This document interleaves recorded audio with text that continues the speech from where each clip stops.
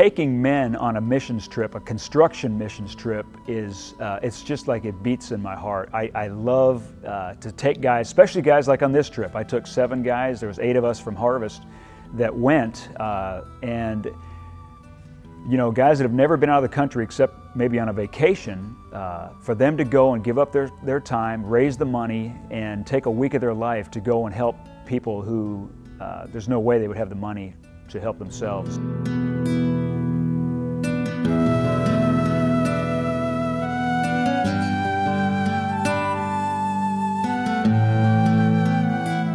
But once you get in that culture, once you get in a third world environment where you're just pouring yourself out, you're working hard, you're sweating, and you're, you know, in this case, you know, mixing concrete and bending rebar and shoveling sand, and just, it was hard work.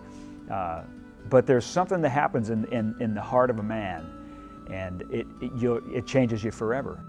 What I found was really neat is that we were, every day we would go out to the work site where we had these big holes in the ground that we were, you know, making rebar cages and then doing forms and pouring cement pretty much all day long. And we had like probably 20 Hondurans every day that were helping us. And I was assuming that they were hired, but I found out later during the week that they weren't hired at all. They were just volunteers coming to do that. And then furthermore, at the very end of the week, we found out that some of these guys were like the leaders of the villages, which is really cool. One guy, you know, was heard saying while we were working that his grandkids would know that he helped build that bridge. Like most of the guys that went on the trip, I don't speak any Spanish at all. At one point, Brother Angelo just about had me killed.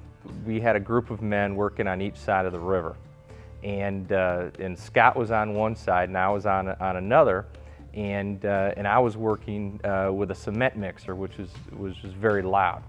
And at one point I heard Scott yell at me from across the river, and because we were so far away, he had to use a hand motion to tell me that it was time to quit. And so he used, like we use in the United States, a motion where he crossed his neck and to signify it was quitting time. And so I turned to our Honduran leader, whose name was Pablo, and just a great guy, but also a guy that looked like he could chew nails. And I said, "Pablo," and he answered me, and I said, "Stop." Well, Pablo looked at me with a real stern face and said, "Me?" And I said, "Yeah, you." And he said, "Me?" And I said, "You." And as it turns out, what I was really telling him in Honduran culture was that I was going to kill him. It's exciting to see over the process of a week the changes that occur in a man's heart and in his life as you interact with in this case, these Honduran people. We got to not only work alongside them doing this construction project, helping build this bridge, but we also got to be a part of the Vacation Bible School and help with the kids. And it's just, there's a softening that takes place in your heart. And being an American and being here all the time, you don't realize it, but there's a callousness that grows on your heart. And when you really get out of your own culture and you experience something you're not familiar with and you pour yourself out, you can't help but have God just get a hold of your life, and I think you're just changed forever.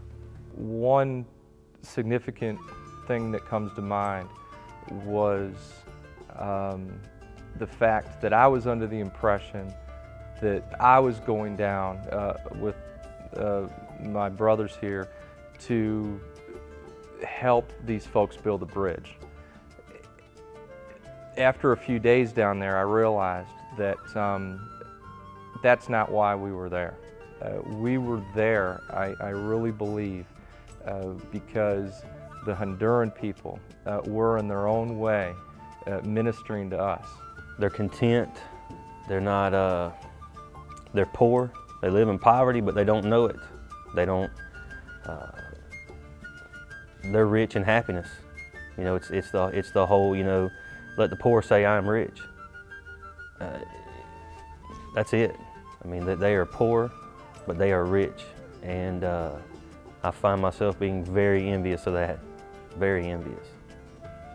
I guess the most profound effect this trip had on me was just to see other people, non-Western people, worshiping God and praying to God, and you know, and just to kind of realize that, you know, that God is a multinational God. He's not just, you know, in North America or in, you know, white, you know, Anglo-Saxon, however you say it. not just the WASP culture. You know, God is, he's not a North American.